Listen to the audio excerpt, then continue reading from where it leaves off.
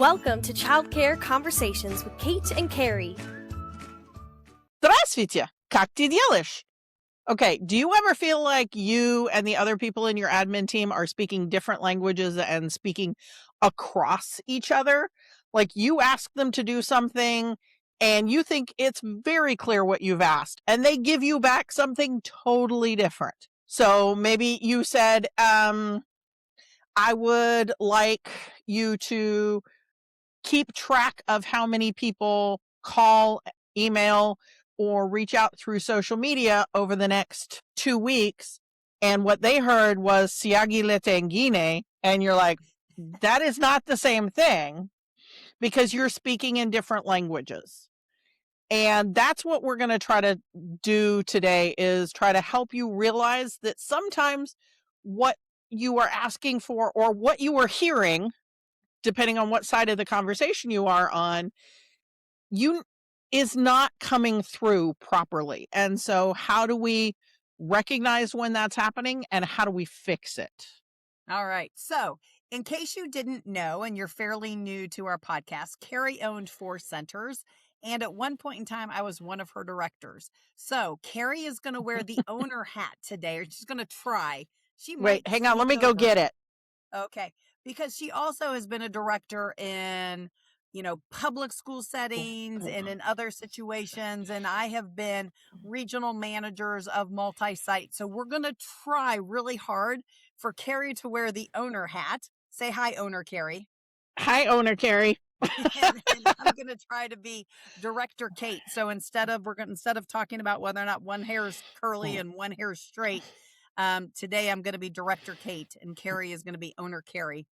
And we are going to attempt to have a conversation and share with you the things that even we struggled with. Now, you have to remember, even though Carrie and I are cousins and we now have been in business for 25 years, we didn't grow up together. So we didn't necessarily have each other's zone of genius really well at the time I worked for Carrie, because that was a long time ago. That was like a whole child ago. It was a couple decades. Yes. Yeah. So thanks, Carrie. So it's been a while. But what an owner needs and what a director needs can be very contradictory or feel contradictory. And the fact that maybe one of you is a morning person and one of you is a nighttime person. So an owl and a lark working together, which in a lot of ways is great, because then you have somebody whose brain is working when the parents drop off and another person whose brain is working really hard when parents pick up.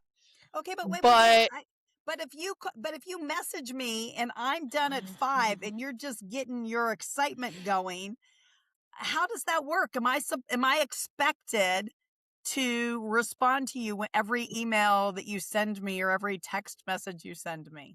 I mean, that is part of this negotiation, part of this whole clarifying that we have to do. And Kate has this weird thing where she keeps her email open all the time. And so she expects people to respond to email quickly. And I check email once or twice a day because I have a brain that if there is something in my email inbox, I have to read it. And if I do that multiple times a day, I lose hours and hours and hours of the day. And I answer almost all phone calls. And Kate will send a lot of phone calls to voicemail so that she can deal with it when it works for her. Now, I'm not as bad as my mother, who will answer every phone call, even if she's in a negotiation for a multi-million-dollar deal, she will answer her phone call. So in those meetings that I've been in with her, I take her phone away and I put it to silent during the meeting. But we've got, communication apps like Slack or Basecamp or something like that. We've got phone, we've got text, we've got email. Who likes which methods of communication? And then maybe you've got somebody who only wants to talk face to face and they want to be breathing your air when they talk to you. So not even a Zoom call will work. They want to be breathing the same air. Well, that's a communication issue. because we have to be able to communicate when we're not in the same building. We have to be able to communicate at different times of the day, and we have to have boundaries. So it's a lot. It is. And so those folks who like to talk to you once or twice a day, or they know that they're going to see you, may also show up with a list where you thought it was going to be a short meeting, but now they have a list of 14 things that they need to check with you on for whatever reason. It could be they were thinking of you, they actually have a real question, but they wanted to share with you. So what you might have thought was a 5-minute call ends up as a 30 or 40-minute call. So we're going to talk hopefully a little bit about if an owner says this, what a director might hear or think. And then if we get a chance, we might also talk about how to set those boundaries when it comes to how to communicate and when to communicate. Just know that it is okay, but you got to have the dialogue. So as a director, don't be resentful if your owner comes up with ideas and wants to send you a bunch of emails or text messages at a certain time. As long as you have a conversation, and it could be a difficult conversation depending on your comfort level, and you set the boundaries and you just let them know, hey, if it's not coming from a parent between 5 p.m. and 8 p.m., I'm not going to answer it. And I will answer emails to you in the morning when I am at work before the staff come in. So maybe I'm an early bird and I show up at the office at 7. And so from 7 to 8, I'm going to respond to all of the owner emails they sent the night before. Again, can be an easy conversation, but you have to have it because neither one of us have telepathy in our Right. language. But here's the thing is that people go, well, it's just common sense. I told you work from this hour to this hour. That means I don't expect you to be responding to emails after hours. Well, you think it's common sense, but they think it's common sense that if my boss sends me a communication, I need to respond. So both of those are common sense, but they contradict each other. So you have to actually talk about it. So let's start with some common language components that you know as a director that either you said or we've had other people say related to, whatever. As a director or as an owner? You're wearing your owner hat. I know, but you said as a director. Okay, so some owner things I have said or I have heard are, well, why do I have to give presents? I hired them to do a job. They accepted the job. That is the recognition. I give you a paycheck every month. That is the recognition. Why do we have to have staff appreciation days? And why do I have to give a present on their anniversary or their birthday? Or my appreciation is a paycheck. How does that come across to the director? So when the owner says that? Yes. So as a director, that could very easily come across as that you don't care. And we all know that different people have different types of love languages. And it is a shame that we kind of generalize and assume that everybody wants that as a gift, where it could be a thank you card or spending time with folks, or that gift could be something as simple as a meal.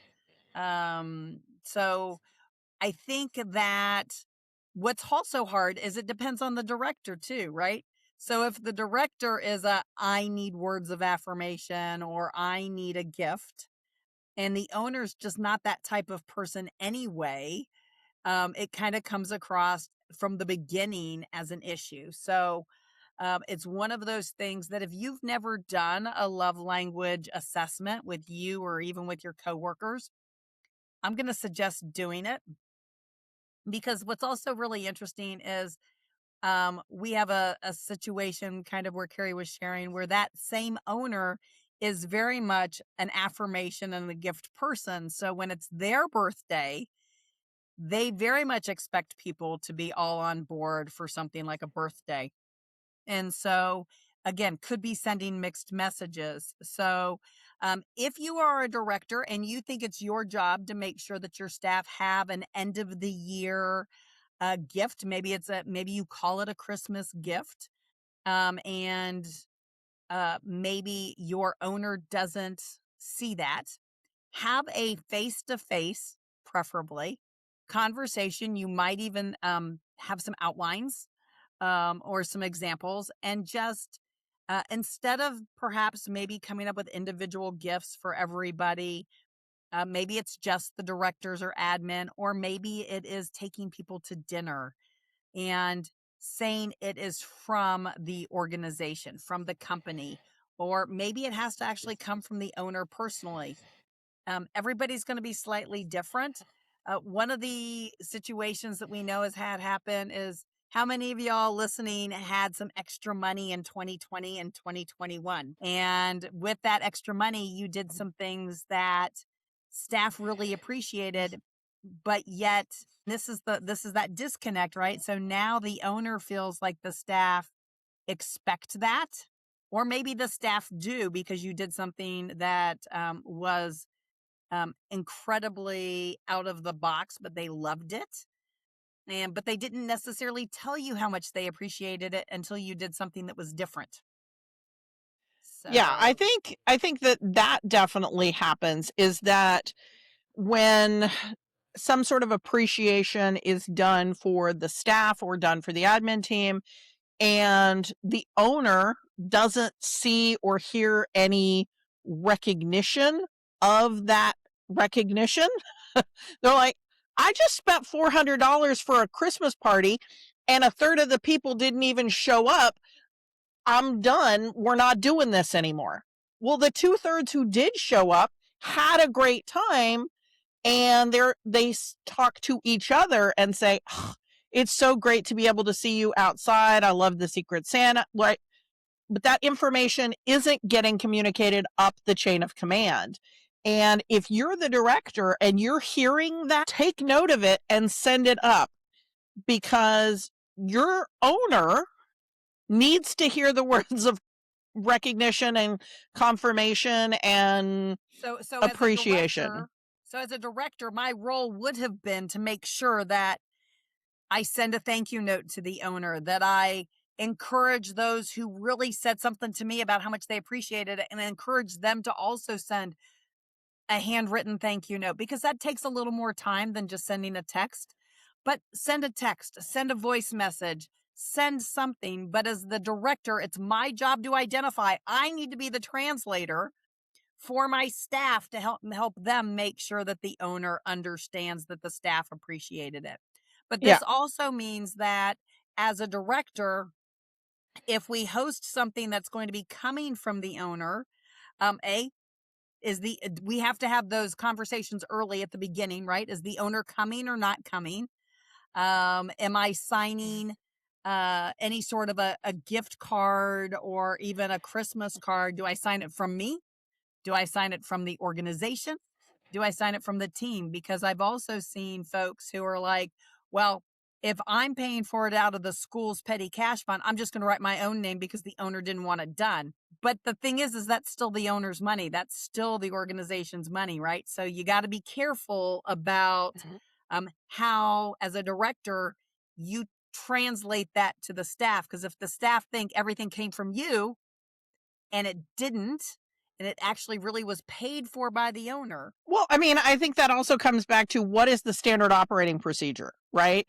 If the standard operating procedure is that each director of a school has $600 available for staff appreciation through the year, and some directors choose to have one big party or one big event, and others choose to send out things for the anniversary of those people being hired, and for birthdays, and for congratulations, you earned your CDA.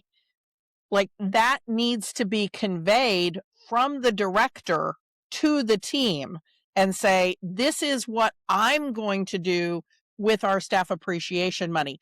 Our owner or our board has set aside money for teacher appreciation, and this is what I, as the director, am choosing to do with that teacher appreciation money. Except And that way, there's the clarity that the money came from the owner and was put into the budget. If you have more than one location, there has to be some discussion about whether or not each location does things differently or not. Because if one school has a big party at the holiday season and the other school doesn't, there's a definite sends a message. And if at the one school people are getting anniversaries or birthday presents or other recognition, again, also a disconnect on what's going on there. So right, it's again clarity and communication. So absolutely. What are some where's another situation, Carrie? Another phrase, because we can stay on that one topic all day if we're not careful. So yep. So I mean, another one. I mean, there's always conversations about enrollment, right? Why are there only 12 children in the older toddler classroom? That classroom is licensed for 18. Why are there only 12? So right, that sounds kind of accusatory, right? Why are there only 12 kids instead of 18? As a director, that's where my staff like the number, right? So my staff like having the 2 teachers, the 12 kids. This is what makes them happy. And every time I try to put another kid in the classroom, the teachers get grumpy. And so when I'm doing a tour, they aren't really polite or receptive or kind to the parents. So I don't even show that room. I show a different toddler room and different teachers. And so this is what I'm doing because in my mind, my job is to protect my staff. Now, Carrie, if that's my thinking and you're an owner and you're frustrated because there are 6 empty spots that are not being filled in that classroom, what does that say to you? And what do you need to tell me that maybe you just assume I know? That's $6,000 we don't have available every month, or whatever 6 times those your tuition is, but easy math, $1,000, right? So that's $6,000 I don't have for all the other things that you want to do at the program. And if those teachers cannot handle 18 kids, then you need to up level those staff. You need to train those staff, and you need to explain to those staff what the expectation is. And the expectation is that this classroom can take 18 kids. And if they're both brand new and they both, are less than 6 months in that toddler classroom, I can give you some grace for some months, but I can't give you grace for 2 years. Okay, but why do I carry it? I'm the director. Why do I need to have it? There's plenty of money in the budget. Why do I need to have those other 6 kids? Because every classroom has to cover its own budget. Every classroom is its own little bubble. And at 12, that classroom may not be covering its budget because toddler classrooms frequently have a larger per kid square footage because toddlers need a lot of room to move. So we can't keep, whatever it is, 35 square feet per child in a toddler room. We need more than that. We need like 40 or 45 because they need more room. So they have more of the rent or mortgage that needs to be paid in that classroom. So we have to be able to cover the expenses of that room because every room has to cover its own expenses. So an owner should share with the director what at the absolute least a break-even point is, and maybe even the owner should kind of help the director understand that without that, I mean, if you do the math, that's $72,000 a year, right? So that probably makes the difference on whether or not they could have a floater during lunch, probably makes the difference on raises, googly eyes, all kinds of things, right? So yep.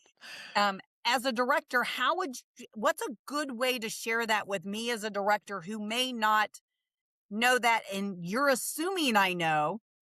How could you help me even a little bit understand that? Well, I mean, I think the explaining that every room has its own expenses. Yeah. And yes, we have the center-wide, this is the pay scale, and just saying the only way we can operate the way that is best practice is if we have a buffer. if we have some money so that when we need to hire an extra floater or have a dedicated floater in that toddler classroom because there's some biting happening in the classroom. So we want a floater in there for 4 hours a day instead of wandering the halls because this week is a biting week. So we need that floater in there. I can only do that if there's enough money in the budget for, so it's finding out what's in it for them. What is their pain point? What is the pain point for that director? Is it the having the flexible staffing and being overstaffed so that I can pull somebody into a classroom when there's a behavior issue? Or is it that they want to refurbish the playground? Or every director has things that are in their head that they're trying to get the owner to spend money on, that the owner's like, I don't have the money to spend on that right now because you've got 6 openings in the toddler classroom. So Absolutely. what's in it for them, and talk about it from that perspective. I think that's great. I also think it's probably important because, again, as a director, I'm doing envelope math and I'm like, you're bringing in $12,000 a month in that classroom. So if just telling me that I have to cover my expenses doesn't work if you haven't shared with me what those numbers are. Right. And I think the break even and say this room has to be at 14 kids in order to cover all of its expenses. But you might need to share with me, again, depending on even the background of the director, because some directors come with a business background and so they actually know all of the expenses that happen in the building. But if I'm a fairly new director in my late 20s or early 30s who went from being a teacher to a director, I may not realize all of those expenses. And so you may have to literally spell it out for me to understand that just for that room to be open before there's any kids, before there's even a teacher, it costs X amount of money. And that's because we have rent, we have utilities, we have pest control, we have insurance. Yeah, I was about to say, I think the director's salary, like, who pays my salary? So I think that sometimes directors forget that their salary or the admin team as a whole, all of their salaries get sprinkled amongst all those classrooms. Like that's not like that has to be paid by somebody. So it's part of the overhead. Yeah. Yeah. So. And so again, it's going to depend on what are the specific skills of the owner, of the director, of the regional manager, if you've got a regional manager. But when you're having resistance because teachers don't want more kids in a classroom, we need to look at up-leveling the skills of those teachers. And that is the director's job. That is not the regional manager or the owner's job. That is the director's job. But they don't know it's their job if their boss doesn't tell them it's their job. They think that their job is to take care of their staff and retain their staff, which it is. But I don't want to retain my staff at the skill and training level they were when they got that job. The whole part of your job is to develop the team so that they're getting better and better and better, is one of those things that I think we do a decent job of talking about it in our director credentialing class, but I never heard it in any of my college courses. That was never brought up in any of my college classes in childcare administration. Never. And I think that that's one of those huge disconnects between an owner and a director. Absolutely. And so just closing thoughts. If you are an owner and you're listening to this and you don't know your break-even points for your rooms, reach out to us and we will get you some worksheets and we can even set up some consulting calls and help you with that. If you are a director and you don't know what the break-even number is, so in other words, if your owner hasn't shared with you that you have to have 14 kids in a classroom to cover the expenses, or that you don't understand that your infants will never make a profit because you're looking at the expense or the amount of money that comes in and you're like, that's got to be profitable. We always need all the infants. Chances are that's not necessarily the case. And we can definitely show you some examples of that. If you're listening to this and you're like going, okay, they are so speaking not my language. Today, we are actually doing a workshop with ECI webinars on that director owner disconnect.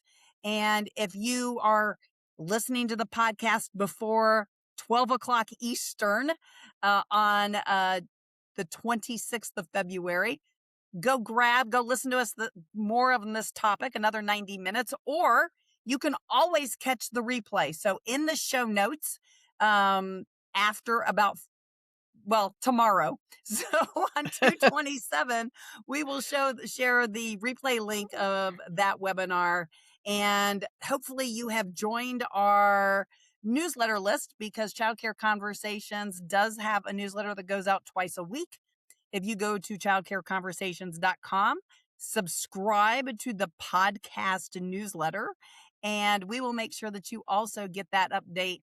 And sometimes we even share, some tips, some tricks, even some things to download to help you make sure that you get the most out of these episodes. So we'll talk to you in a few days. Thanks for tuning in. We love bringing you real talk and fresh insight from the world of early childhood education. Be sure to follow us on social media to stay connected and catch all of the latest episodes. And if you're planning a conference, training, or special event, Kate and Carrie would love to speak to your audience. You can learn more about their keynote sessions and workshops at kateandcarrie.com. If you learned something today, share the show and leave us a review below. We'll see you next time on Childcare Conversations.